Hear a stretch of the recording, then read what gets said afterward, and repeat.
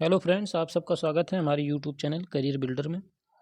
आज हिंदी का 12वां टेस्ट है। देखते हैं पहला क्वेश्चन क्या है।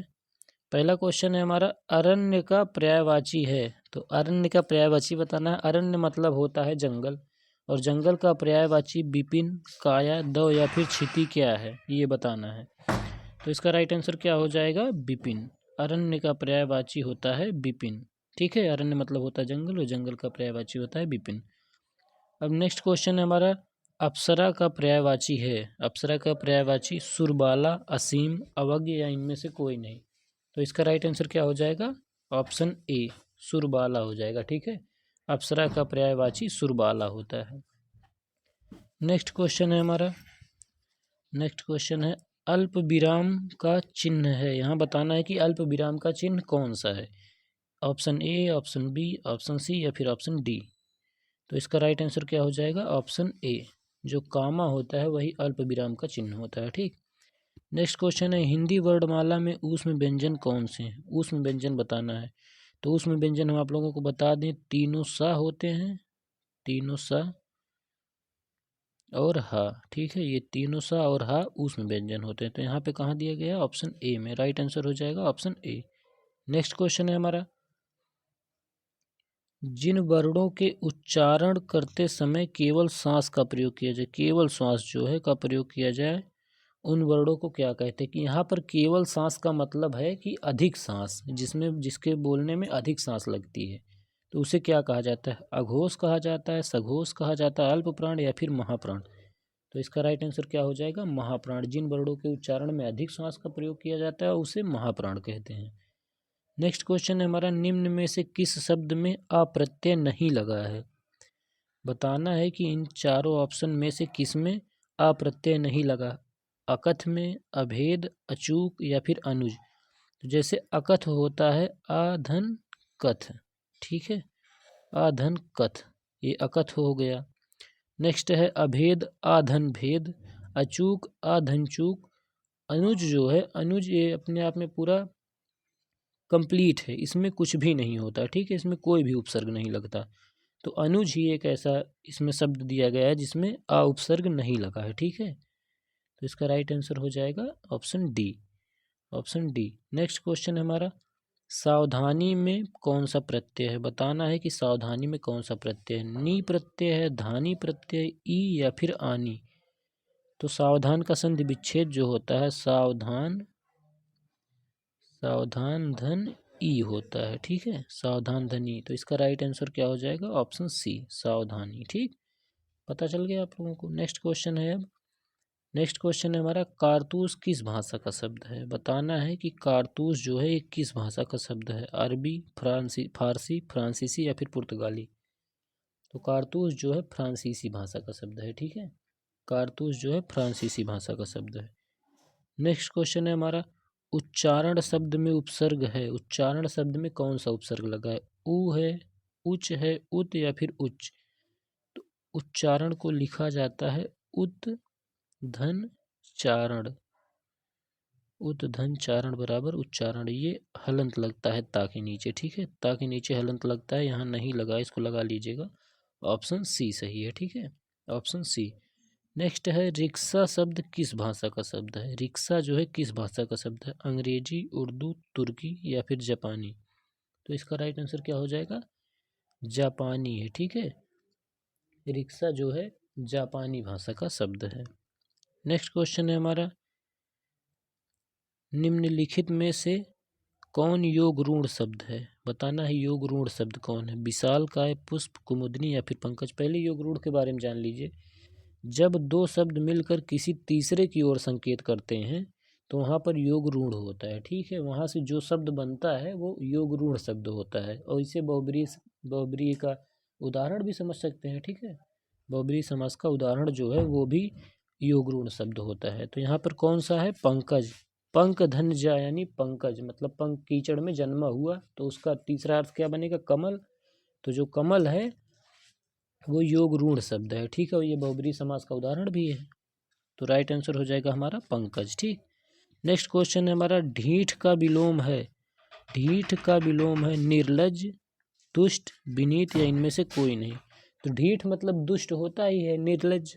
तो यहाँ पे जो उसका विलोम शब्द होगा वो विनीत होगा, मतलब सिंपल। ठीक है। इसका नेक्स्ट क्वेश्चन हमारा है, नेक्स्ट क्वेश्चन है दिलो दानिश किसकी कृति है? दिलो दानिश किसकी कृति है? तो इसका राइट आंसर क्या हो जाएगा? कृष्णा सोबती, केदारनाथ सिंह, कैफी आजमी या फिर कालिदास। तो इसका राइट आंसर क्या हो जाएगा? कृष्णा सोबती। दिलो दानिश कृष्णा सोबती की रचना है। दिलो दानिश कृष्णा सोबती की रचना है। नेक्स्ट क्वेश्चन है हमारा, यह कथा उस समय की है जब लंका जाने के लिए राम ने सेतु खाली स्थान के पूर्व तट पर शिवलिंग किया था। तो अब इसमें भरना है कि इन दोनों जो रिक्त स्थान, इन दोनों में क्या भरा जाएगा। तो देखते हैं ऑप्शन में क्या है। ऑप्शन में है निर्माण, स्थापित, जोड़ने, पूजा, लाघने, ध्यान, पारने या रचना। तो इसको छोटा करके दिखाते हैं, छोटा करके, छोटा, हाँ अब देखिए ध्यान से। अब है यह कथा उस समय की है जब लंका जाने के लिए राम ने सेतु निर्माण, ठीक है, सेतु जोड़ने, सेतु लाघने, सेतु पारने, सेतु तो बना ही नहीं था, तो मतलब सेतु निर्माण यहाँ पर भरा जाएगा। निर्माण के पूर्व समुद्र तट पर शिवलिंग, पूजा किया, ध्यान किया, रचना किया, ऐसा तो होगा नहीं, स्थापित किया था शिवलिंग। तो राइट आंसर क्या हो जाएगा? Option A. यह कथा उस समय की है जब लंका जाने के लिए राम ने सेतु निर्माण के पूर्व समुद्र तट पर शिवलिंग स्थापित किया था। ठीक है, ये इसका राइट आंसर हो जाएगा। देखते हैं नेक्स्ट क्वेश्चन हमारा क्या है। नेक्स्ट क्वेश्चन है चित्तकोबरा। चित्तकोबरा किसकी रचना है? चित्तकोबरा किसकी रचना है? नासिरा शर्मा, चित्रा मुदगल, मृदुला गर्ग, ममता कालिया। तो इसका राइट आंसर हो जाएगा मृदुला गर्ग। ठीक है, चित्तकोबरा जो है, चित्तकोबरा मृदुला गर्ग की रचना है। ठीक, मृदुला गर्ग की। नेक्स्ट क्वेश्चन है हमें ब्रह्मा, खाली स्थान महेश, ये तीनों फिर खाली स्थान जगत का संचालन करती हैं, रिक्त स्थान भरें। ठीक, तो रिक्त स्थान पे क्या भरा जाएगा ये बताना है। तो अभी यहाँ पे एक एक को रख के देख लेते हैं। ब्रह्मा विष्णु महेश, ब्रह्मा, ऑप्शन ए देखते हैं, ब्रह्मा विष्णु महेश ये तीनों शक्तियाँ जगत का संचालन करती हैं। या फिर ब्रह्मा कृष्ण महेश ये तीनों देवियाँ, ये तीनों देवी तो हैं नहीं, ये दूसरा ऑप्शन तो गलत हो गया, पहला वाला अभी रखे रहते हैं, इसको बाद में भी चेक कर लेंगे आगे, और भी जो ऑप्शन उनको पहले चेक कर लेते हैं। फिर है ऑप्शन सी, ब्रह्मा शिव महेश ये तीनों भगवान जगत का संचालन करते हैं, स्त्रीलिंग हो जा रहा है, ये भी गलत है। नेक्स्ट क्वेश्चन है हमारा, नेक्स्ट ऑप्शन है ब्रह्मा ऋषि, ब्रह्मा ऋषि महेश ये तीनों देवता जगत का संचालन करते हैं, फिर स्त्रीलिंग हो जा रहा है। तो हमारा राइट आंसर क्या होगा? ऑप्शन ए होगा। ऑप्शन ए, ब्रह्मा विष्णु महेश ये तीनों शक्तियाँ जगत का संचालन करती हैं। तो राइट आंसर हो जाएगा ऑप्शन ए। हमारा नेक्स्ट क्वेश्चन है, नेक्स्ट क्वेश्चन है दिए गए विकल्पों में से सही वाक्य चुनिए। शुद्ध जो मतलब शुद्ध लिखा गया है, जिसमें कोई भी गलती ना की गई हो, ये चूज करना है। ऑप्शन ए है ललित को 2 बेटियां हैं, अब ये बिल्कुल गलत है, ललित की 2 बेटियां हैं, ललित को 2 बेटियां नहीं है। ठीक, नेक्स्ट है ऑप्शन बी, कर्म ही जीवन की कसौटी है, यहाँ पर होना चाहिए था कसौटी, लेकिन कसौटी लिखा गया, इससे ये भी गलत हो गया, ये 2 ऑप्शन तो गलत हो गए। तीसरा है डर के मारे चोर दौड़ गया, डर के मारे चोर दौड़ नहीं गया, भाग गया। ठीक, ये भी गलत हो गया। अगला ऑप्शन है हमारा डी, परिवर्तन से ही विकास के चरण आगे बढ़ते हैं, तो ये हमारा बिल्कुल सही लिखा गया है। ठीक, ये बिल्कुल सही लिखा गया है। नेक्स्ट क्वेश्चन है हमारा 19 नंबर का, सियार का गुण स्वभाव खाली स्थान और है। अब यहाँ रिक्त स्थान पर सही शब्द का प्रयोग कीजिए, तो यहाँ से हमें रिक्त स्थान भरना है। तो सियार का ऑप्शन ए पहले देखेंगे, सियार का गुण स्वभाव सुस्त और मूर्ख है, ये गलत है। सियार का गुण स्वभाव धूर्तता और चालाकी है, अभी इसको रोक के रखते हैं, फिर बाद और आगे देख लेते हैं जो बचा है। सियार का गुण और स्वभाव सफ़ेद, स्वभाव सफ़ेद तो होता नहीं है, या गुड़ सफ़ेद नहीं होता, तो ये भी गलत है। सियार का स्वभाव गुड़ और स्वभाव, पहले गुड़ वाला भरना है फिर स्वभाव वाला, तो सियार का गुड़ गंदा है और स्वभाव विभत्स है, ये बिल्कुल गलत है। तो ऑप्शन हमारा हो जाएगा बी, सियार का गुड़ जो है धूर्तता वाला है, उसका स्वभाव चालाकी वाला है। ठीक है, नेक्स्ट क्वेश्चन है हमारा, दिव्या के लेखक कौन है? जो दिव्या रचना है, दिव्या के लेखक कौन है? यशपाल हैं, कबीर हैं, विष्णु प्रभाकर हैं या मैथिली शरण गुप्त हैं? तो दिव्या के लेखक जो हैं, दिव्या के लेखक हैं यशपाल, ठीक है, दिव्या के लेखक यशपाल हैं। नेक्स्ट क्वेश्चन है हमारा, हिंदी वर्तनी के आधार पर सही वाक्य का चयन करें। हिंदी वर्तनी के आधार पर सही वाक्य का चयन करें। तुम इसका दाम देते जाओ, ये गलत है बिल्कुल। देखिए जाओ होता है, जाबो होता नहीं।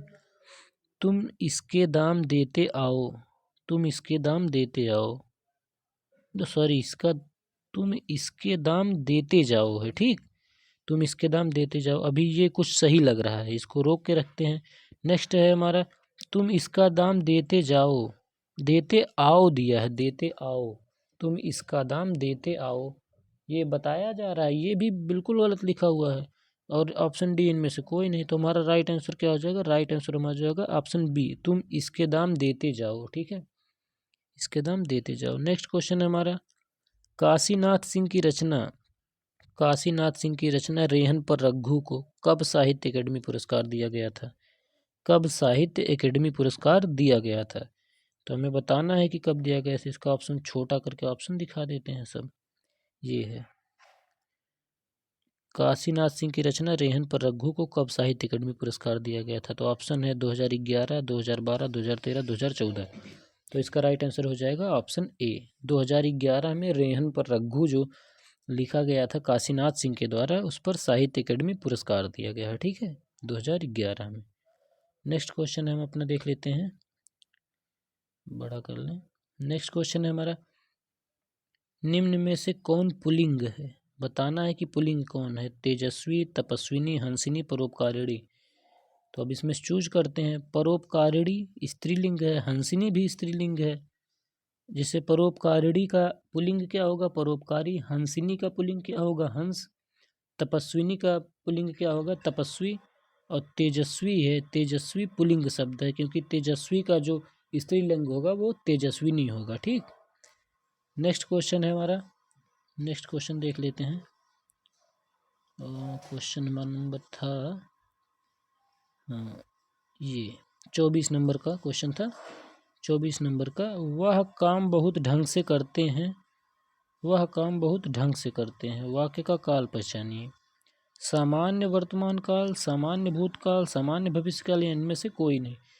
तो करते हैं से क्या लग रहा है कि ये वर्तमान काल का है, ठीक है, वर्तमान काल। तो इसका राइट आंसर क्या हो जाएगा? क्योंकि वर्तमान काल उसको कहीं दिया ना गया, तो इसका राइट आंसर हो जाएगा ऑप्शन ए, सामान्य वर्तमान काल, ठीक। नेक्स्ट क्वेश्चन है हमारा, 25 नंबर का क्वेश्चन, जो लास्ट क्वेश्चन है। लोक में प्रचलित उक्ति को क्या कहते हैं? लोकोक्ति, मुहावरा, विशेषण या सर्वनाम। लोक में प्रचलित उक्ति को लोकोक्ति कहते हैं, तो लोकोक्ति कहते हैं, ऑप्शन हमारा ए सही हो जाएगा। अब आगे ये जो हमारा पीपीटी बनाने वाला टेक्निकल असिस्टेंट है, वो कुछ लिखा है आप लोगों के बारे में, क्योंकि आप लोग लाइक वाइक तो करते नहीं हैं। लिखा है, अगर मन करे तो लाइक करें, ना मन करे तो शेयर करें, और अगर कुछ भी ना मन करे तो सब्सक्राइब करें। तो फ्रेंड्स, अगर ये आपको पसंद आया हो तो ज़रूर लाइक, शेयर और सब्सक्राइब करें, ठीक है। मिलते हैं नेक्स्ट क्लास में। Thank you.